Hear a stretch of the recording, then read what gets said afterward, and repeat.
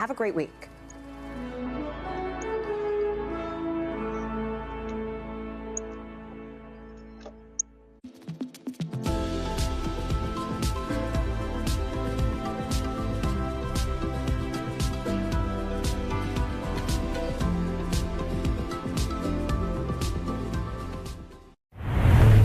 KUAM TV8, first on Guam.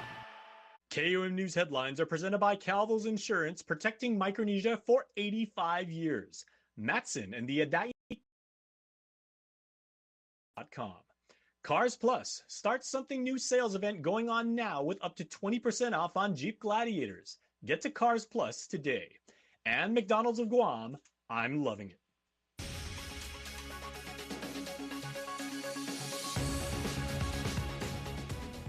Ahead on KUAM News Primetime. Loved ones for the family of a Dedido mother are closer to receiving justice after one man accused in her killing admits to the murder and apologizes inside the courtroom. 2 separate deadly car crashes claiming the lives of 2 over the weekend. Loved ones mourning the loss of a Dedido resident who was well known in the racing community. And Mitsuki Hirayama with the details coming up. It's been 22 months since Typhoon Mawar toppled the Chief Kepuha statue in Hagåtña. Coming up tonight on Primetime, I'm Jonagan Charfris, and I'm here at the ceremony that unveiled the new Chief Kepuha statue and monument. Hafide Guam, you're watching Primetime. There is justice for Sumittra Lopi tonight as one of the men charged in her death admitting to his role in the killing. That's right, Lopi's family watched as her killer, defendant Domingo Mendiola, showed remorse before learning his fate. Defendant Domingo Mendiola discharged a projectile into the body of Sumittra Lopi for the purpose of accomplishing the robbery. The robbery, investigators say, happened outside of the Thai Thai restaurant in Tamuning on February 14th of last year. The motive, to help Mendiola pay off a drug debt. A hearing date for Italic has not yet been set. Additionally, co-defendant Jenna Manabusin still awaits her day in court. On Monday morning, Superior Court of Guam presiding judge Alberto Lamarena sentencing Mendiola to life with the possibility of parole after 40 years. By then, Mendiola will be 77 years old. Nick Delgado, UAM News. Well, 2 lives are lost in a pair of separate deadly car accidents just hours apart over the weekend. As Mitsuki Hirayama reports, GPDs identified both victims. Loved ones set up a roadside memorial at the site of Saturday's car crash that claimed the life of 37-year-old Scott Anthony Cruz of Dedido. Cruz was the passenger of a gray sedan that Guam police say was traveling northbound on Route 1 near Fatima Road when it ran off the roadway and hit a concrete utility pole. Guam Fire Department medics rushed Cruz and the driver to the Guam Regional Medical City, where Cruz was pronounced dead shortly after. The driver's condition remains unknown. Cruz was well known in the local racing community, with friends taking to social media to remember him. His brother Mark tells KUAM he was a very special person in all our lives. The Guam Police Department's Highway Patrol Division is investigating the cause of the crash, along with a separate fatal car accident that happened hours prior. GFD units responded to an overturned car on Route 15 by Nelson Ranch in Jigo late Friday night at about 11:47 p.m. Police identified the driver as 29-year-old Keith Brian Pangilinan Mendiola Jr. Investigators say medics from GFD extracted Mendiola from the car and performed CPR en route to the Guam Memorial Hospital. Mendiola was pronounced dead at the hospital at 6 a.m. on Saturday. He was the sole occupant of the vehicle. In a release, GPD Public Information Officer Norman Analista says GPD remains committed to ensuring the safety of our community and will provide updates as more information becomes available. The police department offers its sincerest condolences to the family and friends of Cruz and Mendiola during this difficult time. GPD says there have been 7 lives lost on Guam's roads this year alone. Mitsuki Hirayama, KUAM News. Guam native Dante Taitano has been confirmed as one of 4 soldiers from the 3rd Infantry based out of Fort Stewart in Georgia reported missing in Lithuania. Tuesday, soldiers went missing when they were on a mission to recover another Army vehicle during training. The soldiers' armored vehicle was discovered submerged in 15 feet of water, and so far, teams have been unable to get inside or pull it out. Here's Defense Secretary Pete Hegseth.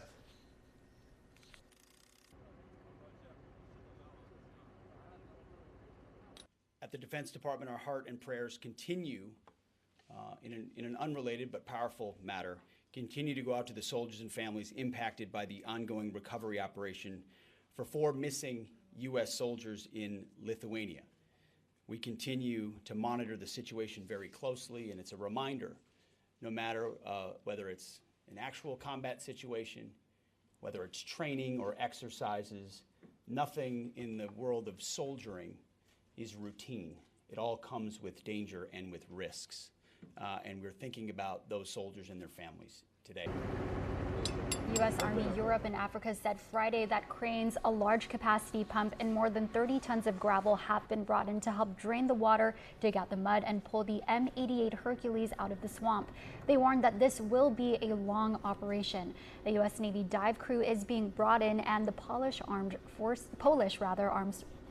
have volunteered to send engineers, additional equipment, and 150 personnel to also assist. Thoughts and prayers going out to the families. In other news tonight, tensions between Adelup and the AG's office are once again in the spotlight. The Committee on Regulatory Affairs and Justice holding an informational briefing this morning where the AG's office faced questions ranging from their hiring practices to ongoing investigations into government corruption. Nevaeh Anderson has more. Defending their role in upholding Guam's laws to the last, the Attorney General's office was questioned by senators during this morning's informational briefing. Off top, addressing Governor Leon Guerrero's March 5th letter requesting the appointment of a Special Assistant Attorney General and a Special Prosecutor to investigate the hiring of AG Douglas Moylan's brother Scott Moylan and the AG's fiancée Sheena Lynn Hawkins.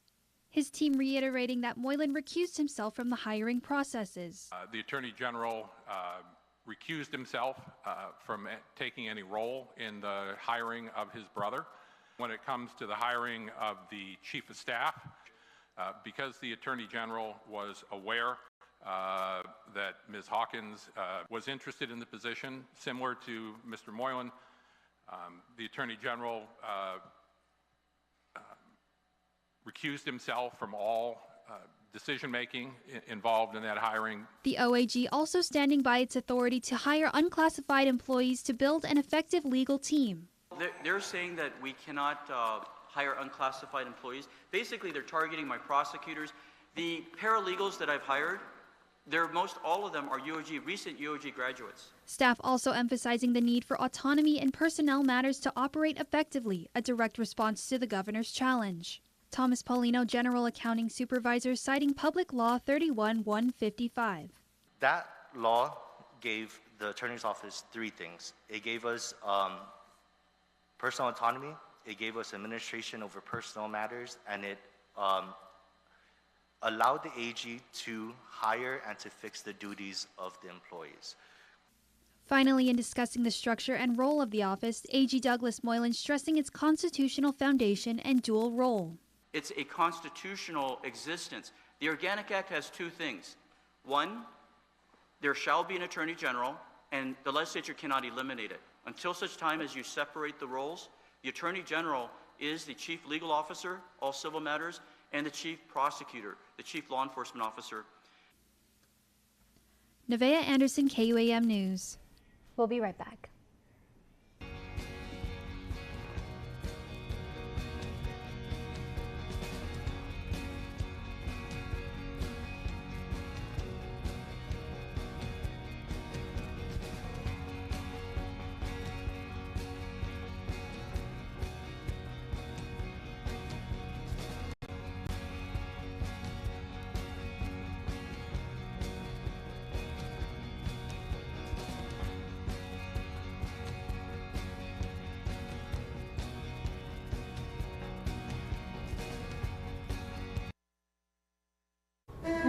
So I think self-expression comes from within, and I'm doing nebbing to express what I feel through garments, through fabric, and through styles. I took an idea of transforming the traditional muumuu into contemporary silhouettes. Why not be bolder, more creative with the way you present yourself to the world? I hope to empower women to feel the way that I feel when it comes to understanding and accepting different cultures. It's something more positive so that our communities can be in that same direction. Nebbing encourages a Micronesian woman of today to be bold, creative, passionate, and to freely express themselves without taking away from your own heritage, but just adding value to it. Are you tired of standing in long lines waiting to ship out or send out packages? GU Mail is here for you. Visit their friendly staff in Harmon next to McDonald's. We offer private mailbox service with package notification via email or WhatsApp. Shipping from DHL, FedEx, UPS, and USPS. We also offer shipping and freight service, packaging supplies, printing, and copy available. GU Mail, here for your convenience. Downtown today, there was a newly dedicated site honoring Chief Kepuha. That's right. Today, the community gathered for the statue's unveiling, marking a historic moment of cultural pride and remembrance. Jonah Gincharfaris has the story. Uno, dos, tres. Viva Chief Kepuha! Under the hot island sun and a gentle breeze, the ceremony marked the rededication of the park and the unveiling of the new Chief Kepuha statue in the heart of Hagåtña at the Paseo Loop. Department of Parks and Recreation Director Angel Sablon highlighted the power of unity that made this project possible. Coming together is a beginning. Staying together is progress. Working together is success. From Henry Ford. Curator for the Guam Museum, Dr. Michael Bavacqua, reflected on the historical significance of Magalahan Kepuha, a leader who navigated the arrival of new influences while prioritizing his people. We can look to somebody like Magalahi Kepuha as being somebody who was forward-thinking at that time, seeing that there was a new power on the horizon and wanting to secure something for his island, for his family, for his village.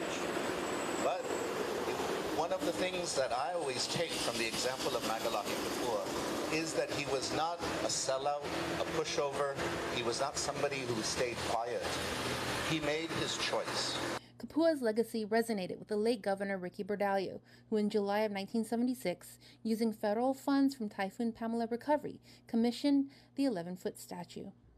One of the reasons why Magalahi, Ricky Bordallo, chose him later as somebody to represent the past, our connection to the past. Not only because he supported the church, but also because he was somebody who in his own way was willing to stand up for his family and for the Chamorro people.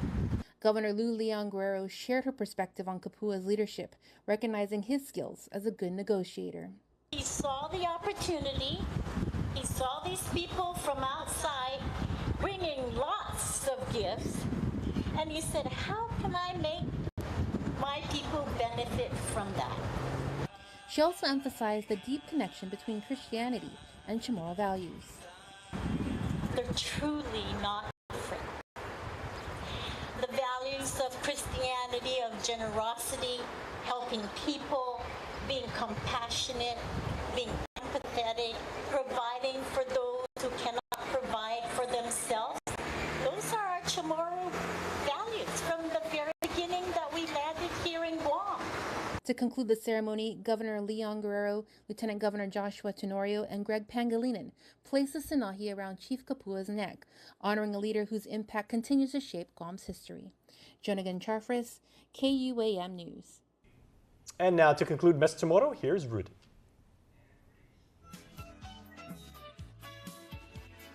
Rooted is brought to you by Templa. Visit us in Agate for all your local favorites. And Don Don Donkey, your ultimate one-stop destination for shopping, dining, and new experiences.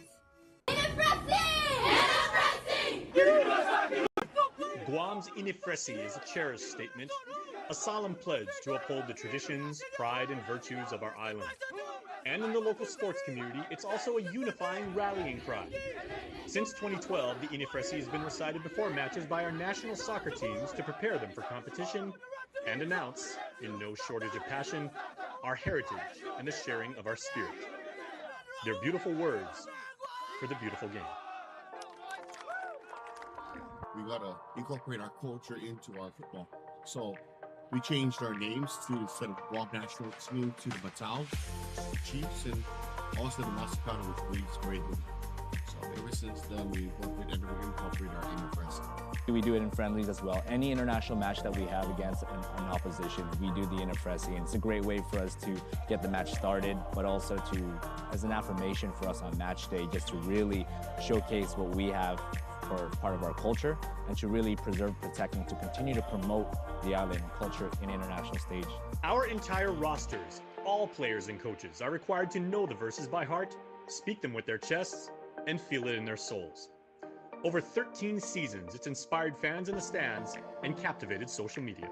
In international matches, just most recently when we were in Hong Kong, when we were ready to go against Macau, once we chanted that right before we went in to walk out of the tunnel, it already showed our opposition that they're facing Guam. You know, we're not just a small island out here in the Pacific. We're competitors out there in the international stage in football. It's really exciting for the games to recite that you can feel the heart.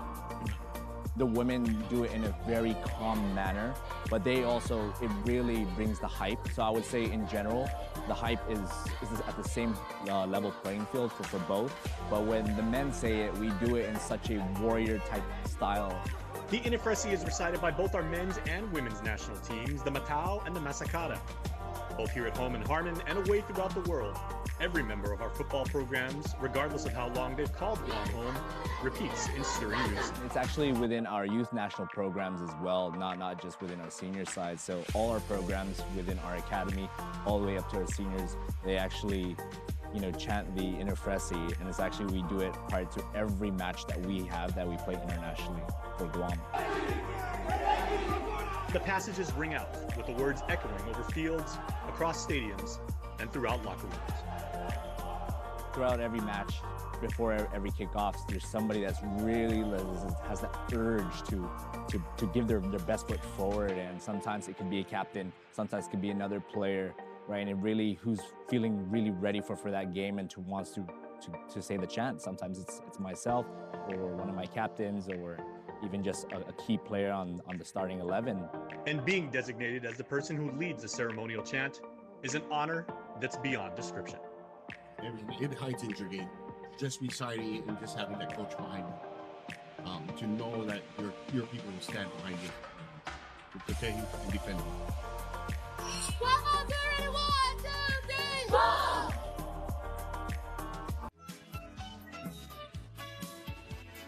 Rooted is brought to you by Templa.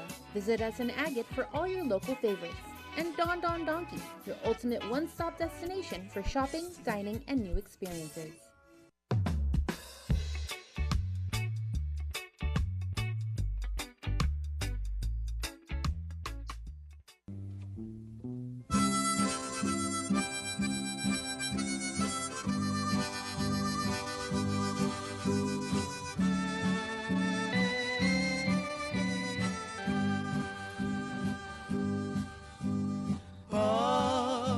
Sombra mapagayos itu mambilnanu.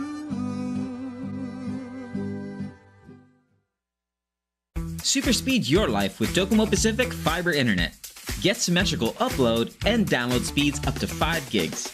Get started with Fiber 500 at $145 a month, Fiber 1 gig at $215 a month, or Fiber 5 gig at $299 a month. Plus, get 2 SuperPod 6Es with any plan, and a free EcoFlow River 3 and bonus welcome kit with 1 gig and 5 gig plans. Experience tomorrow's islands today with Docomo Pacific Fiber Internet. Don't need to work break, keep the smile on your face. The moments you can't replace, and I'll be around. Whoa, you can count on me. You can count on me for life.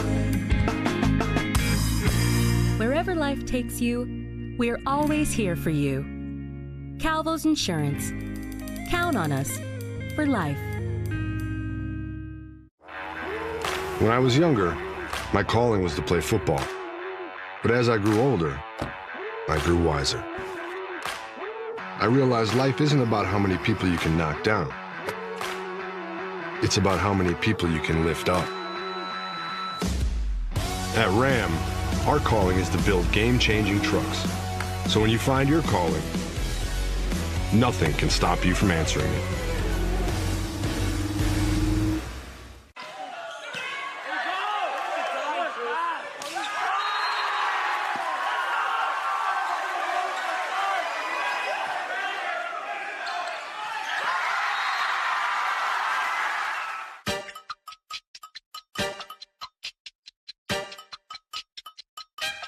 Wesley kicks out. Simon, big three.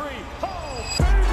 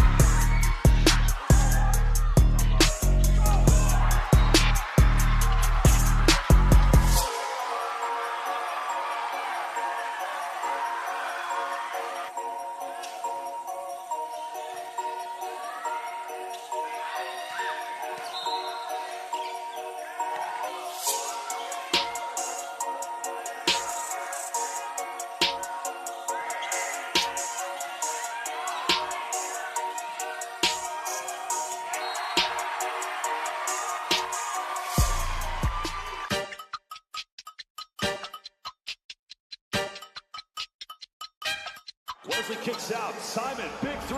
Oh, baby!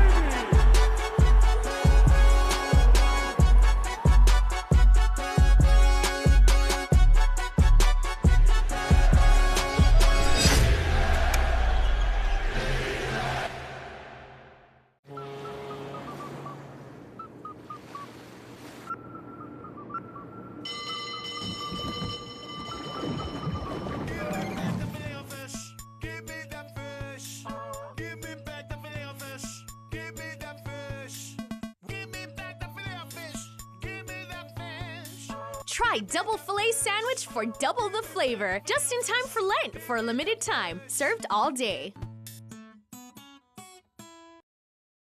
Hey, I got the job. So I can go part-time. Yes! Some days bring new opportunities. First Hawaiian Bank can help you say yes to making the most of them.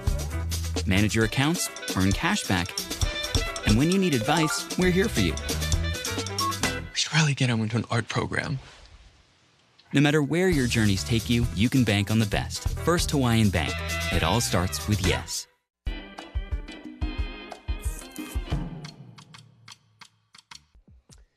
Applied behavioral analysis, a workshop is being taught by my friend Lola Rosario, everybody. Please make sure to check this out. Lola is doing some very, very good work. And if you're a parent looking to support the autism spectrum disorder community, please get involved. Please make sure to check out Lola's workshop. Very good information here. All right, a six-session workshop is being held over at UOG to tell you how to embrace aging and cook healthy meals. Let's cook. The keys to embracing healthy aging programs. The classes take place from 4 to 7 on Tuesdays and Thursdays at the UOG campus. And the GMH Volunteers Association is having their 60th anniversary celebration. Get your tickets now. Look at those prizes. A Ford Ranger X STX. Are you kidding me? Please make sure to get involved and support the Pink Ladies.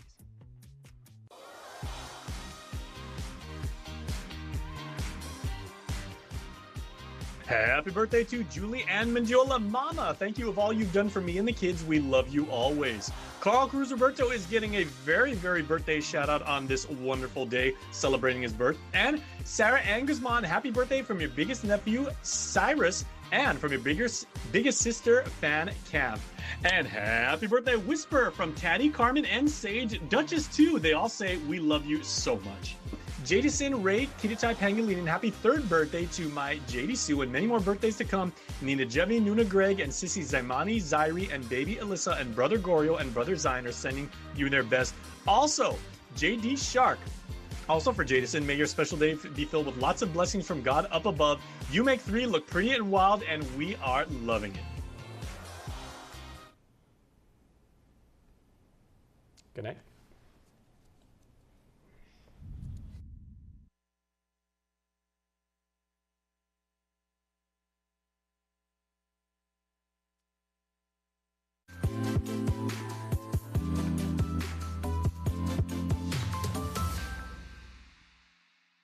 Hafaday, I'm Regine Bisco-Lee, the CEO and President of the Guam Visitors Bureau. And I'm Marie Cavalmange, the CEO of KUAM Communications, and we're proud to be co-hosting the first inaugural episode of Women Rising, our monthly podcast with the Guam Women's Chamber of Commerce.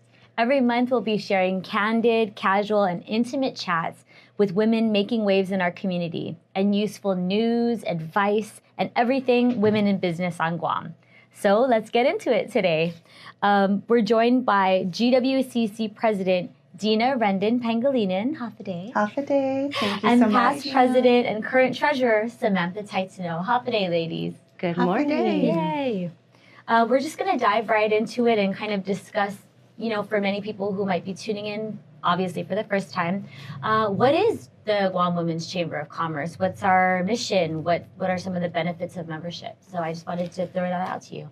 Okay, great, thank you. So Guam Women's Chamber is a home really where we help women advance in business through networking, mentorship, and a resource, really a resource location for everyone. And our vision is really that Guam would be a place of business where women would have equal participation in the future of business of Guam. Awesome. Yeah. Sam, anything to add?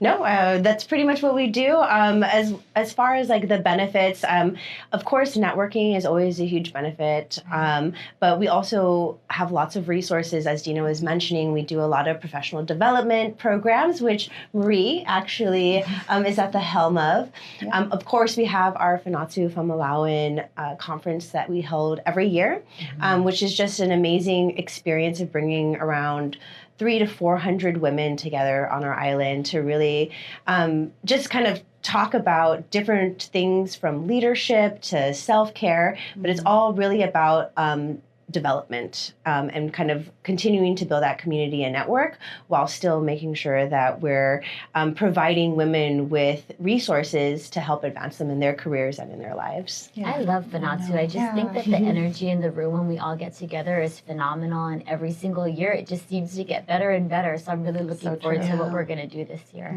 One of the things that I really love also about the Guam Women's Chamber is that it creates a safe space, and it really, there's this community that it's built with women who are in different stages of their career. Right. I've made some really great friends through the GWCC. So can you guys just share more about what it means to you and just building that safe space and the importance of having that community and those people that champion you and lift you up and empower you? Like, what is your I agree. Just like you said, in all stages, really, like the Women's Chamber is a place for anyone in any stage, any age of their career, whether you're just starting, going a route on your own, an entrepreneur, or wanting to, climb a corporate ladder. So you say there's a space for everybody. And then, of course, even transitioning into different elements of business later in life, and so there's always that. There's mentorship both ways. Recently, we've even talked about reverse mentorship, where we have the young generation even teaching some of the older generation and so things. much to learn from Absolutely. them. And so the mentorship and the friendships and the connections can really go both ways. But definitely, one of the important things about that is that while we're navigating our journeys and our careers, whichever phase or stage you may be in, there's people there to remind you that you're not alone, that more than what Sam talked about, which is obviously the meat, the development, the skills, the professional classes and training. Of course, where do I go to get my business license? Where do I go to get this? Something. There's always someone to answer a question. But beyond that, there's somebody to bounce your fears, doubts, your vents. We all walk in that door. We're all women living on this island together and all navigating our community, whether we're mothers or daughters, wives. So it's important to not feel crazy as we navigate all these titles and challenges, in our lives. So that's what I really appreciate about the Women's Chamber, is that genuine connection that we have with each other. Yeah, and kind of to add on that, when we're thinking about like creating safe spaces for women, we're really creating community. And when you think about business, a lot of times you see statistics. Talking about statistics, you see statistics where a man is willing to apply for a job when he meets I don't know what the exact statistic is, but 50% of the qualifications. Yes. Whereas a woman is much more crucial, or being okay, no, I need to meet all of this in order to even apply for a job. And I think when you build that community, when women start to feel seen, heard, and supported by other people within the community, it really helps to develop their confidence in themselves so that they're willing to kind of, take those next steps, take those risks. Like Dina was saying, have those conversations where you're able to share a little bit more about, I'm thinking about this, but I'm not quite sure. And you're really able to kind of bounce things off of other people. And those are kind of the crucial steps that are seen behind the scenes that kind of help women get to those next stages, whether it's, opening their own business or, applying for that job or asking for that promotion, so I think that just building that community so that there's a safe place for people to, again, not feel like they're crazy. And be able to have alone, crazy or alone. They're able to have these honest conversations that can lead to them really, rising. So absolutely, I've definitely felt supported and encouraged by the women at the GWCC, and I feel like sometimes when you're kind of in that unsure moment, you're trying to maybe make a different career choice or go out for a new position, anything like that. I feel like many of the relationships that have been nurtured and cultivated at the Women's Chamber have led me to find that support and that encouragement. Because a lot of times you're so busy doing all the things that you do in your daily life, you forget time, So sometimes my most recent experience is, I've been thinking about, how I've managed people in the past and, what my background is. And then somebody from the Women's Chamber will say, hey, don't forget you did this. Don't forget you contributed to this. And, you're, oh my gosh, I forgot. Let me add that to my resume. But just sometimes we need that support, that encouragement, and those reminders that we do have the skills, we do have the background, and we, are taking things from different parts of our lives and applying it to the work that we're doing. So that's really important. Yeah, and I think when we say building community, I think on Guam we're very social, with events and then in our personal lives. And I feel like, because of that, sometimes those connections, it's really created, through what I've found through the GWCC is that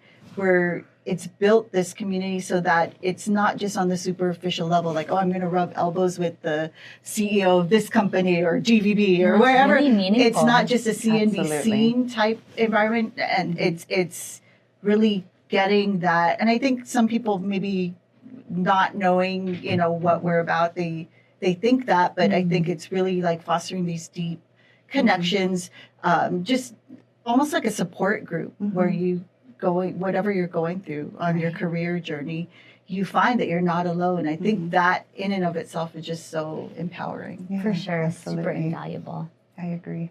So we wanted to kind of shift the conversation a little bit and maybe discuss about women in leadership. And we're all women leaders at this table, and many of the people who are going to be tuning in are leaders in their own right. So we wanted to just talk a little bit about statistics. I know you were bringing some of that up. So where are we? Like, what is our current status of women leaders on Guam, would you say? I don't have the exact numbers, but, just kind of looking at the landscape that we have here, right? We have our first, female governor who's, on her second term. We're seeing women kind of rise up and take a lot of leadership positions. You guys are both in very high leadership positions. So I think that there is definitely making good strides. Although there's always room for improvement, I think, when we think about women taking leadership roles on the island. But I think that it also has a lot to deal with just culturally. I think that culturally in Guam, there is a lot more respect for women than, say, maybe in other cultures. And so I think that that plays a role in it. But yeah, I think that there can definitely be improvements, and we can see more women in leadership positions. But I want to say that over the past decade, we've definitely seen women rising. But with that said, what are some of the challenges that, people may be watching this, new to a career, who just did a career pivot, wondering, okay, that's great. We champion when we empower. How do I get there? What are the steps, that I need to take? And what are some of the challenges that we encounter? Do you guys feel? And, sort of piggybacking off of what Sam was just sharing with there being a lot of significant change and efforts towards that growth, always room for improvement. We do see a lot of women in leadership now. But one of the unique challenges Guam also has that can be a little bittersweet is there really are only so many companies, positions, and so-called top positions, right? So again, going back to support, the key is, connections like this that women can feel support and learn to support each other. So as those positions do open up and we grow business on Guam, we help and build each other up versus trying to hold these spots to ourselves.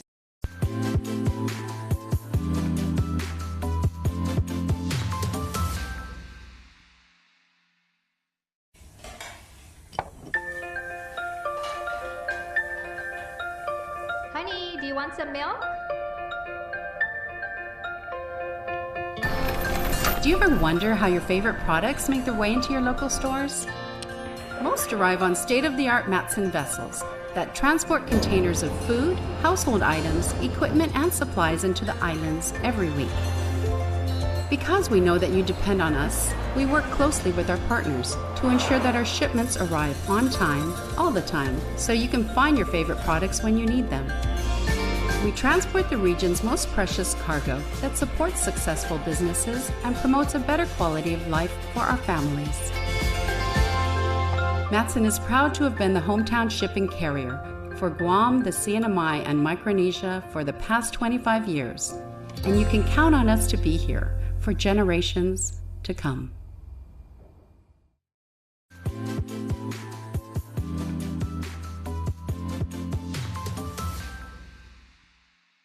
All right. Well, thank you. Thanks so much for that. And we want to give you both an opportunity to kind of talk a little bit about your career path and what has your path been to your current leadership roles. Okay, I can start. I guess I'll take us back a little bit. So I graduated with a Bachelor's of Fine Art from the Academy of Art University. I worked a little bit in post-production, actually. Right after college, but something that I knew that I always wanted to do was join the Peace Corps. So probably a year after I graduated, a year from working in post-production, I kind of decided, you know what, I'm just going to do it because like the most they can do is just say, no, Sam, we don't want you. How old were you? Yeah, right. So I applied, and then I want to say within a year, I was flying to South Africa. Wow. So I was a Peace Corps volunteer in South Africa for 2.5 years. I primarily kind of worked in education and community development. But while I was there, I kind of really found a great interest in the culture that they had and just kind of how they were weaving in their culture with a more westernized culture that's kind of, taking over. And so kind of doing that community work, it kind of really ignited a passion within me. But, then my time there kind of ended. I came back to Guam. I was only supposed to be here for about 6 months. I had 2 friends who were getting married, but I got offered a job actually at a local tech company here. And it had a lot to deal with their branding. And so because I studied film and I had done primarily post-production in film school, I also have, a lot of background when it comes to Illustrator and a lot of the, post-production, graphic design stuff. So I was actually really interested in the position. So was working there for a while. Of course, growing kind of what I was doing within that organization. But at the same time, I kind of felt this pull back to doing community work. And so I became, I kind of volunteered with Habitat for Humanity for a while. So, for here, you can only really do fundraisers for them. But I wanted to do something a little bit more hands-on. So I became a big sister with Big Brothers and Big Sisters of Guam. Okay. Yes. I know where this is I know, going. sorry. It's a long story, No, but it all. But so after, I was a big sister, still working at the tech company. And then I found out that they were kind of looking for an executive director for Big Brothers, Big Sisters of Guam. And so I was like, the most they can do is say no. Yeah. So there. That's so great. Sam. yeah, so I applied, and then I got accepted and took over Big Brothers Big Sisters of Guam, transitioned it into Minyetlu, grew the organization from about 10 people to about 30 people over the course of 5 years. And then while I was kind of doing all of that, even when I was still at the tech company, I was already going to the GCA Trades Academy. So I've studied construction craft labor, I've studied carpentry, and then I've also studied HVAC. So this is all happening after work, right? Wow. With the eventuality knowing that I would be kind of taking over the family business for my parents. And so kind of around the 5-year mark at Minyetlu, it just started to kind of become that natural transition time to kind of start to take over. And so that's what I'm doing now is I'm working the family business. It's residential apartments. And so, I do a lot of the paperwork, the background stuff, but I also do a lot of the maintenance. And so all of those things in the Trades Academy kind of helped me to make sure that I was confident. And then even when I'm working with contractors, I'm confident in knowing, and being like, I don't know. Have we considered this? Have you tried this? Yeah. When I think Renaissance women, I think I have your face in my head.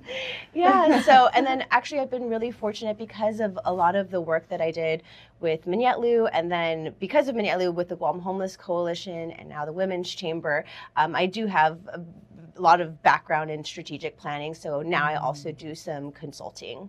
And so it's just been, that's kind of my career path and my journey to leadership is I just kind of kept saying, well, the most they can do is say no, and just kind of keep applying. And, in the background of that as well, though, there's a lot of self-development that I did. So when I was coming into the executive director role of a nonprofit, I was also listening to podcasts, reading things, making sure that I was keeping myself educated and prepared. So it's about making sure that you're able to take those chances, but at the same time, knowing that there's work that you have to do on yourself as well. Sure. Did you ever face fears about, with self-doubt or the imposter syndrome in kind of pivoting careers so dramatically, or your career path has taken many twists and turns? It's taken many twists and turns. And so I think that with everything, a lot of times there is that imposter syndrome. You're just even today, I'm just I don't understand, why do people want to know what I have to say, right? It's just like that kind of like fear that you have inside. But kind of talking about what Regine was saying, you have those people who are behind you that are just like, hey, but remember you did all of this stuff. Right. You know, it's like you did this. Like you are very capable. You know, it's and only you can tell your story. None of us can. Like none of us had those same experiences. So. And you don't have to fit into a box. I think you're a testament to that when we look at it's very inspiring. Like, you know, you don't have to just, this is my career, this is my trade. You can keep evolving, keep growing, keep taking on new things.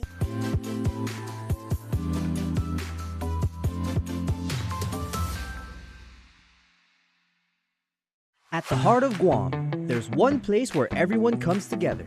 Kmart, your American superstore, celebrating 30 years with you. To our brave service members, enjoy a special military discount every day as our thanks. To our local community, we've grown with you, bringing trusted brands at prices you love. This season, celebrate with us. From fiestas to family gatherings, we're your one-stop shop. Since 1995, we've grown with you. Here's to 30 years of memories, savings, and the spirit of Guam. Kmart, where everyone is family.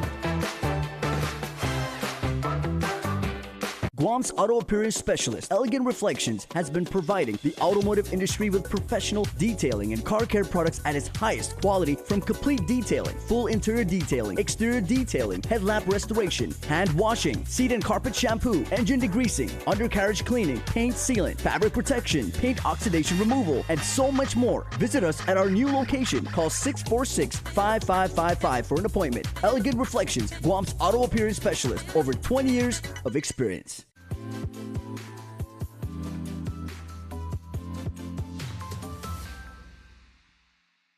So, Dina, can you share a bit about yours? Because you're interesting. Dina's like, ditto girl. I like landed in my career really just totally by accident, but even taking it way back to just getting to Guam. You know, I was in high school and was researching. I just really had this urge and passion to travel and to move. And it wasn't to like leave behind my family or anything bad, or it was to just grow and navigate the world. And I really wanted to do it on my own. So I researched colleges and abroad. And what I found was Guam Community College and UOG. And I said, what is this? You know, like, where has this been hiding and why do we not learn about this? Anyways, that's another topic. Wow. But I started, you know, staying up late at night, like 15, 16 years old, researching Guam. And my parents ran their own business. I definitely helped in the household with different things without even knowing that would help me in the future. Office management type skills, you know, because it was such a family grounded business that they ran. It was construction and painting and different sorts. But anyways, the whole family was involved. Through that, I decided to tell my mom, you know, hey, I'm going to move to Guam. And I had put together a PowerPoint presentation basically to show her in high school. And I had like, you know, ideas of jobs, ideas of villages. Like I knew what I was talking about, where I was going to live, like apartments. This is how much it costs. Like I'm just Googling stuff. Like the biggest thing I have to worry about are dogs on the road. That's what I saw on a blog. You didn't see the snakes? Totally. That seems like what everybody... That wasn't too bad. So. But Gina, your family had never been here before. Nobody. No connection to Guam. Nobody. Wow. But I just really had this urge, you know. So... well, we were waiting for you. Yeah. It was so, you know, my dad in that, I guess, when I was graduating, I still needed to build a little bit of capital for myself to get out here. So my dad offered me a gift to go to Colombia and live with my grandmother for a certain amount of months. I ended up being there about half a year. And basically that was to like ensure that I was okay to be away from the family, you know, training wheels. Yeah. And I was in a completely different country. I had never been with my abuela for long periods of time, nor by myself. I had never been away from the family at that time, but I was really excited. So I learned so much just being with the culture and the family there. navigating on my own and budgeting and everything. So it was just a really great learning experience. I left there, and then I had a little opportunity land on my lap to take an au pair job in Dubai. Ooh, and wow. I thought, I'm not quite ready financially for Guam. It's there, it's right there, but I'm going to do this because it's going to be a couple months of work with kids. And I, failed to mention, but in high school, I did a lot of child development studying and ROTC classes and got certified for preschool. So actually, my original background is childhood development. So kind of interesting, the segments. But so I took this job as an au pair in Dubai. My family really thought they were saying goodbye to me forever at the airport, dropping me off. I was 18 years old.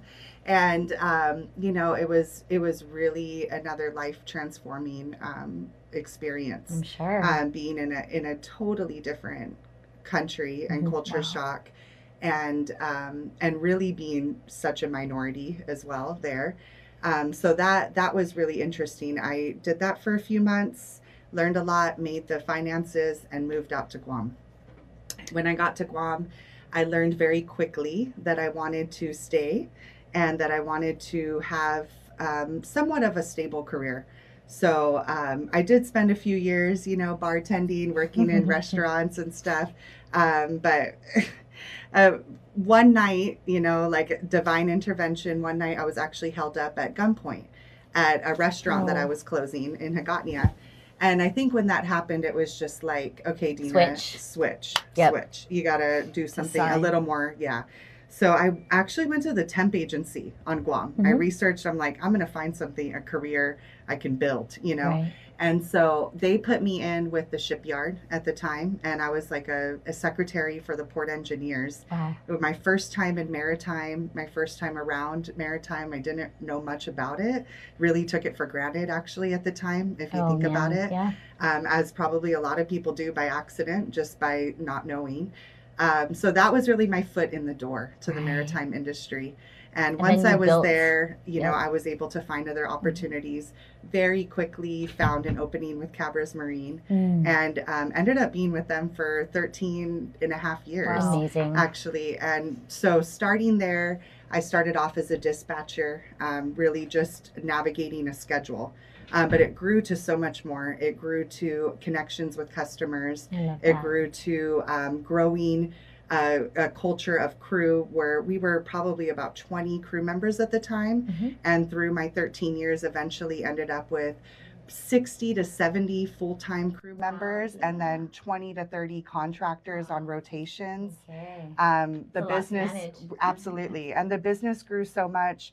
Not just for Cabras, but the surrounding companies. More ships were coming in.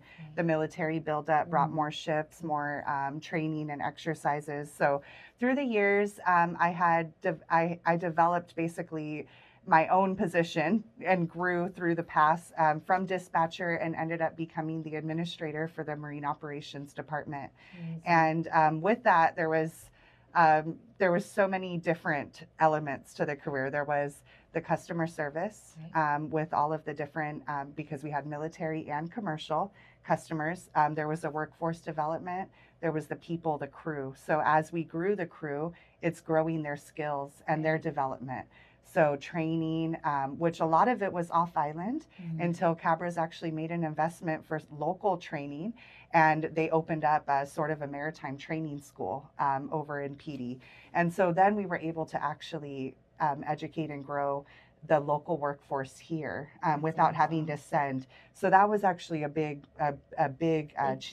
change. Yeah. And you contributed to all that. Yeah. Absolutely. And it was really, really great work. And, aside from all of that, I also had to implement a lot of maintenance on the boats, which was totally left field. But like Sam said, stay up late, read those reports, learn what you're, going at. But navigating Coast Guard and inspections and maintenance on vessels and schedules with port engineers and shipyards and all these different aspects. So while trying to, do the groundwork to keep the bottom flowing, the foundation flowing, keep the morale there, but also make sure our customers get what they need.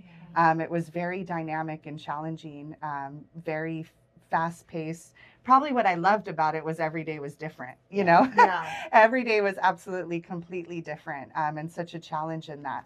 But definitely being a woman in that space, in that industry, not many women around me, although we were a woman-owned business, but the dominant, male-dominant industry is definitely significant there with all my customers and within the company. Not just that, every person that I was working with and managing on the boats were 100% male. Wow. So, and most of the time, a completely different nationality and culture, and most of the time older and a completely different generation.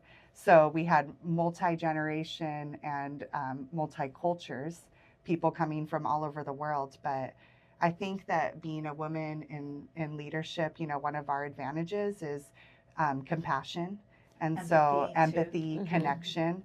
So those were definitely things that helped me grow and rise in my career was, you know, we could be bold and strong. And like Sam said, the worst thing is a no. You know, I can pull my bosses to the side and say, okay, I think it's time for, you know, my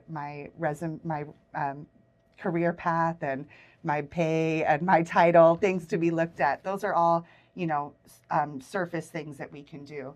But beyond that is really like growing that connection so that your team, you know, builds that trust so that you can all grow together. And you know, hope that that everyone who needs to see it sees it too, right?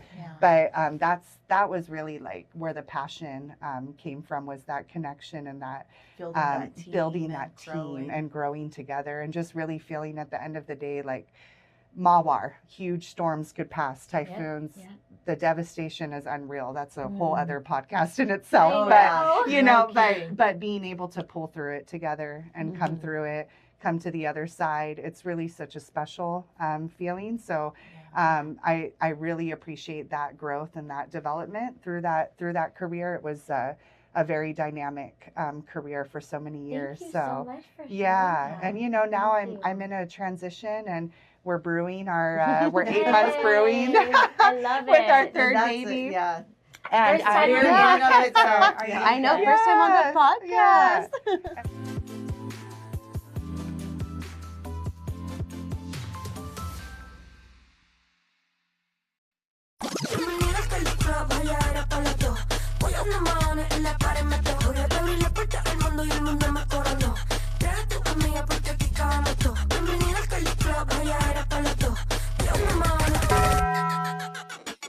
Le dije, vamos a hacer maldades. Vuelvo, yo te traje.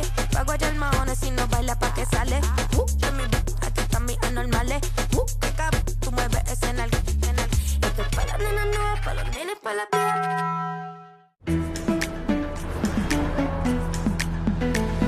Something is calling, and I can't help it. That's not wrong when there ain't no song. Watch me as I go. This is my mood when I make a move. Watch me as I go. This is my mood when let's take a break. There's no use. My mood when I make a move. This is my mood when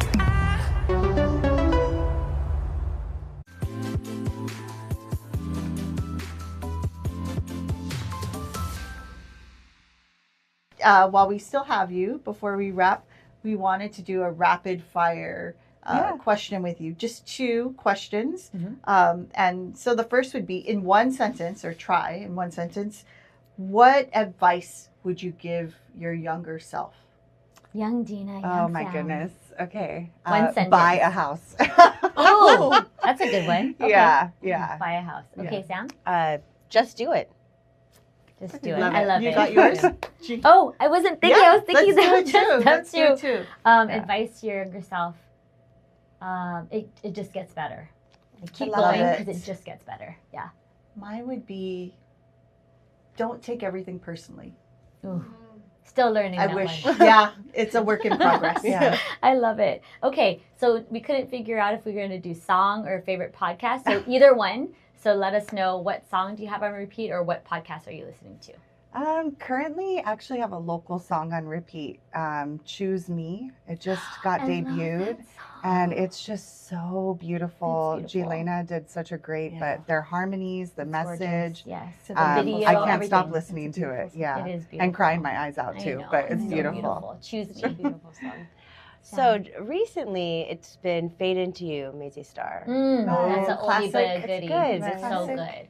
So there is this young woman, I'm not sure if I'm pronouncing her name right, but it's Keniye,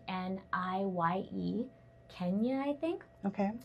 She's half Tongan, half Chamorro. I think she's from the Bay. Oh, and if you find her on Spotify, what a gem. Like, so everything, she had a new LP that just released last year. I've been listening to all of her stuff, so shout out to her. Nice. Okay, I'm gonna sound like the superficial pop girly. But okay. There's reasons behind it. So I've been listening to Lady Gaga's new album, Yes, Mayhem, Abracadabra. and there's a song, How Bad Do You Want Me?